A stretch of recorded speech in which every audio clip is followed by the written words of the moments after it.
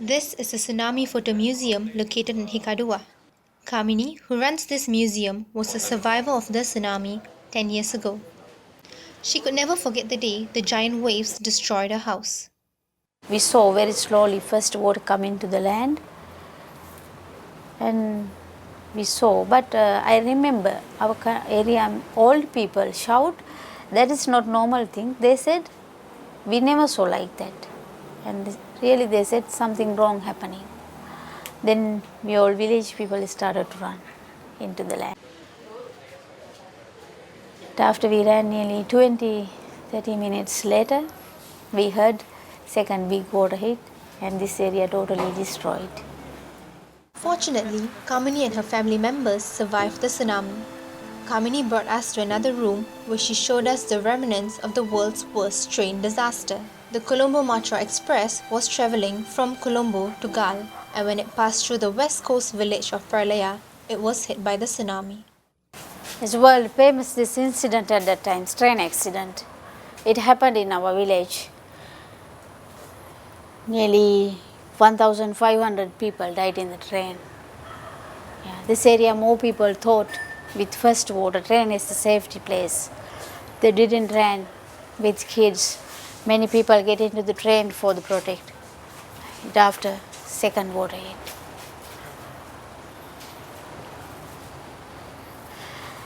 And here the one photo you can see. That's this place. When we come back, we saw the situation.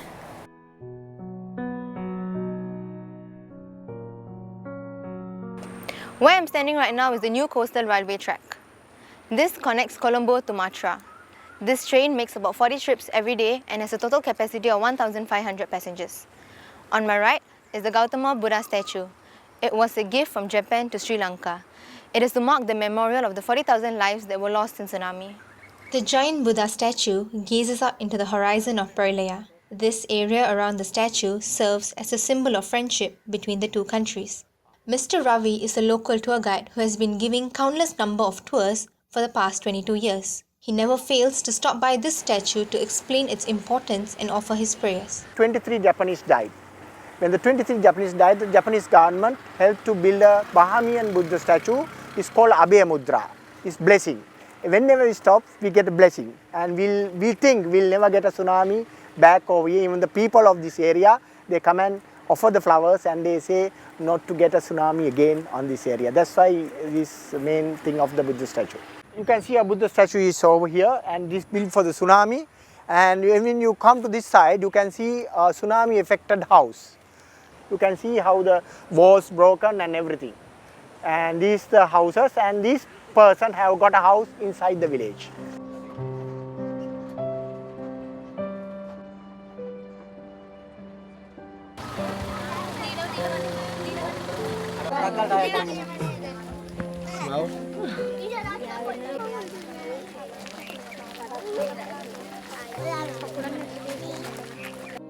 Many international non-governmental organizations as well as humanitarian organizations such as Singapore Red Cross started their rebuilding project in Hikkaduwa. At that time, the locals were living in smaller spaces such as temples and schools. The Mahakaruna Buddhist Society in Singapore also rendered their assistance with the chief, Dr. Kunaratna, leading the line to rebuild 450 houses. We built a lot of houses. In fact, Singapore donated more than $30 million. Concentrated on at least we could have built more than 1,000 houses from Colombo area to Hambantota area. We also built schools, hospitals and also community centers. Dr. Guna feels that constructing infrastructures and lives are equally important. I remember I was on the way to Gaul. I went to there was a foundation. One gentleman was standing there. He said his house was 3-story and the wave came. When he opened his house, 3-story building no more. Left only foundation. He was just standing there.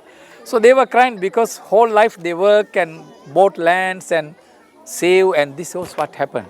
but we try to help them. So they were very happy. One such person to have benefited from the Buddhist society is Mendes. The 88-year-old who survived the train tragedy is happy with the help he has received. We are just being trained to be happy as what we get. According to Buddhism, we need not worry over too much, but we are just, that is our fate. Many successful efforts have been taken by both the government and the non-governmental organizations in order to help people not only rebuild their homes but also their lives. With education playing an important role to locals for the past decade, they are now well prepared to face any disaster if it arises.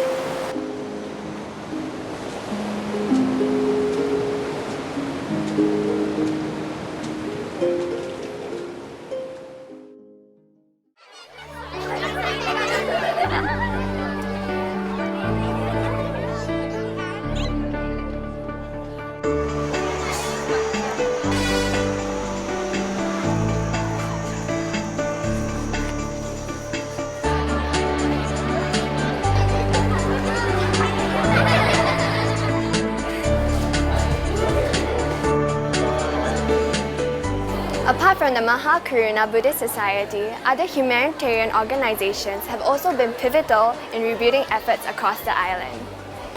In Hikkaduwa, Singapore Red Cross has commissioned a 4-acre, $3 million school, also known as Singapore-Sri Lanka Friendship College. Opened in 2010, the college was funded as an initiative to provide better education for the children of disaster-hit areas, and has grown from an initial 80 students to an enrollment of around 500. Coming from poor families, the school serves as an important stepping stone for students to receive a holistic education and pursue their dreams. After school, I like to be an English teacher. My ambition is to be a doctor one day. I hope to follow a diploma and be a lecturer. In classrooms such as these, students are equipped with vital skills such as English, which will go a long way in helping them succeed in the future. The today world is very massive one, so English is very essential for living in the world today. That's why I ask them to learn English, and also most of them can speak English. If they successfully achieve their target, that is my wish. And to build a person to the society as a successful one, that is my wish. The same sentiment is shared by the school's principal, Ms. Padmini Jayasikrama. Although she acknowledges that the students have indeed benefited from the new building, she thinks that more needs to be done to ensure that students and staff continue to get the support that they need.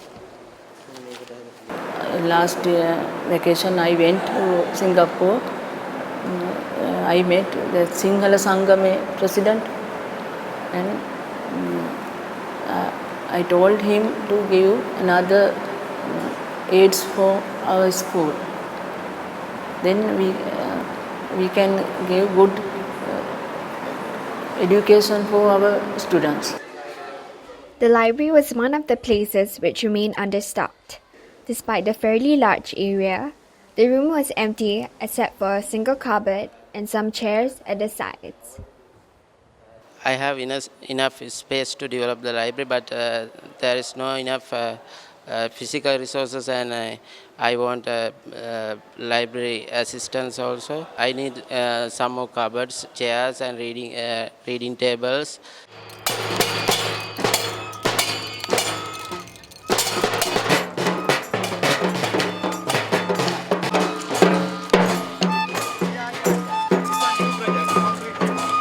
Other schools also feel the same need. In Hambantota, the college's sister school, the Singapore-Sri Lanka Friendship Kindergarten, is looking to expand.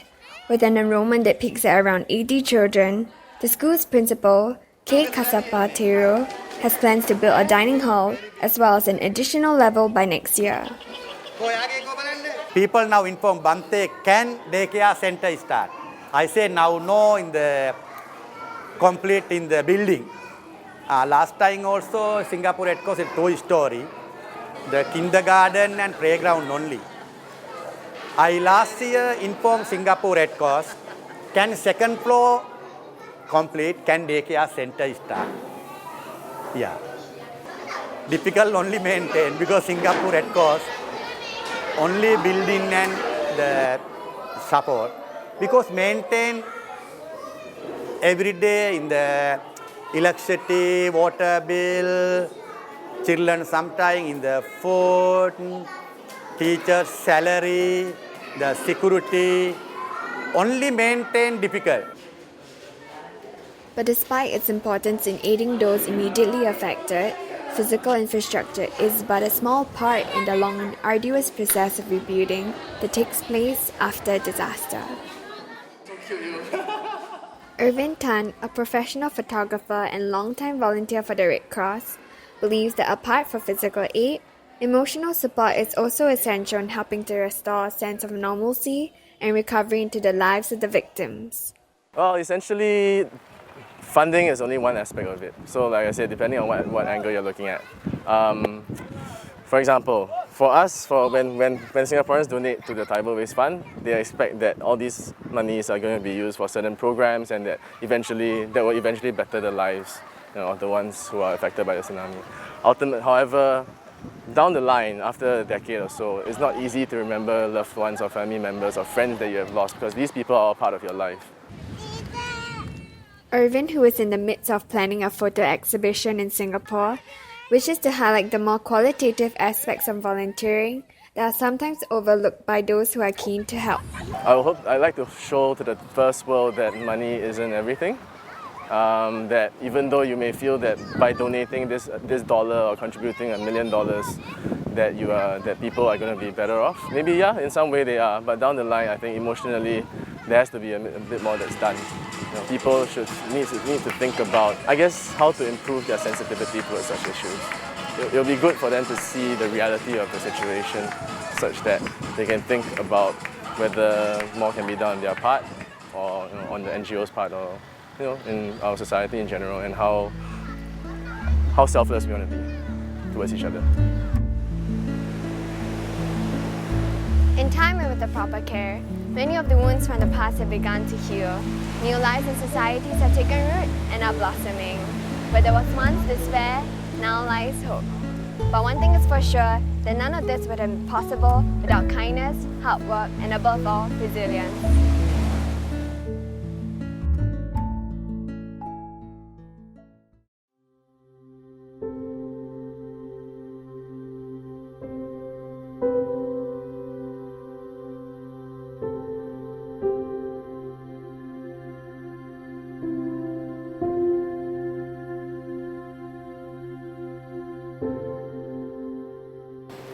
Before, we never seen like a tsunami.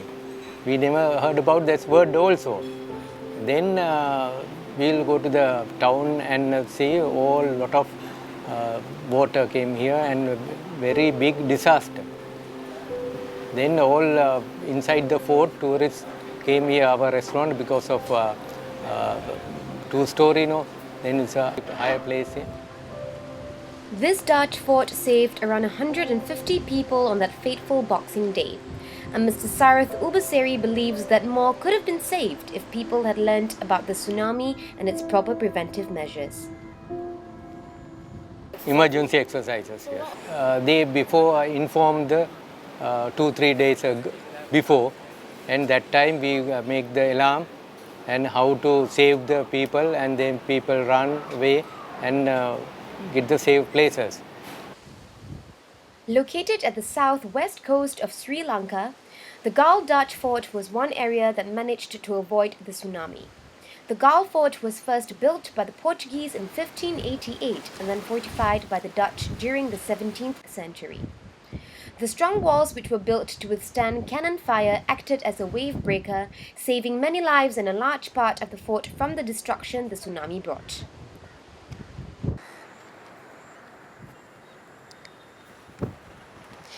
I am standing here at the Gal Fort, a 94-acre Portuguese structure built in the 1500s. It was here where hundreds gathered to escape from the tsunami upon seeing the first wave approaching. These people are the fortunate survivors of the tragedy.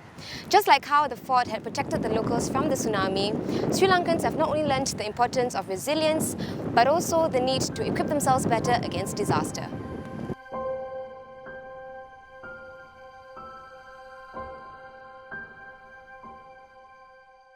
To thank you all of you and come in and see in our project. And first I will show in the tsunami watermark. This is a water settle level. That day is a Boxing Day and water came 3-4 feet high. And Mr. Sampath Pascal Podi is the operations manager of Foundation of Goodness, a local charitable group dedicated to improving the lives of the locals living in the Senigama region of Sri Lanka. He was 20 years old when the tsunami hit the shore and he always remembers that fateful day. After first wave, we ran to all our temple and me and my 2 other friends came in the near my property and go to the Senigama Deval temple. And we don't know the second wave is coming. And we helping the others and some is under the house and some is under the tree. And we helping the few people. And my one friend told me, you can see in the sea is coming in the another wave. And water like a chocolate color. But I asked what we do now. And my one friend said, oh, we can climb the coconut tree. 20 minutes I am in the coconut tree with my 2 friends. And water is around 20 feet high. And I see and my 2 friends see most people goes with water and they asking help from us, but we can't give the help because when we give the help and we also getting affected and we will also die. And that time 2 friends and me all the time is crying, but we think is next minutes we are also die. Fortunately we is saved and after 20 minutes water goes back. When I go to temple, my whole family is crying. And they thought I am dead with tsunami because one friend is give the message is me is go away in the near the sea and he is gone with tsunami. After the tsunami, Podi joined the Foundation of Goodness, which dedicated its services to the tsunami victims. Mr. Kushil Kunasegara, the founder of the Foundation of Goodness, is a local businessman and philanthropist who is also the manager of Sri Lankan cricket icon Muthaiya Muralitharan. Mr. Kushil started his plans to help the locals by first relocating villagers to a safer area and then setting up clinics to provide them with medical help. Many, including Podi, have benefited from Mr. Kushil's kindness and are eternally grateful to him. I joined the foundation as a cleaner, that time is 2005, and developed my skill.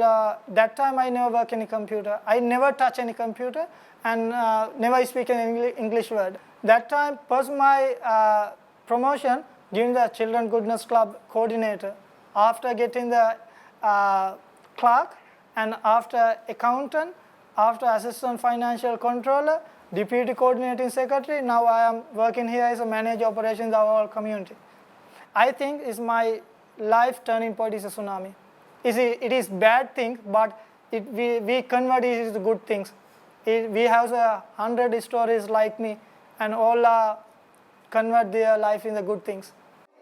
Mr. Kushil has also kindly donated his bungalow to continue functioning as the main premises of a Foundation of Goodness, and the organization has since expanded over the last 10 years. Now we running here is 32 sectors with 45 neighboring villages. Once a year, 25,000 people getting the service from our whole community. Everything is free of cost, nothing any charge. This is a very good opportunity because we believe without English and IT knowledge, they can't find a good job at this situation. And this is very important knowledge for the youth. Kushil sir came and he said, okay, let's go to the Senigama. We have to rebuild our life there because we have no place to go. Then he collected us, then we came here. Since that till to now, foundation help for everybody. for everything, for education and rebuild our life and with food and everything, every single thing. I enjoy to do this and every student. So thank you in Foundation of Goodness and our teachers. Currently, the foundation depends on worldwide donations for the startup projects. The foundation hopes to generate in-house income to sustain their projects in the future.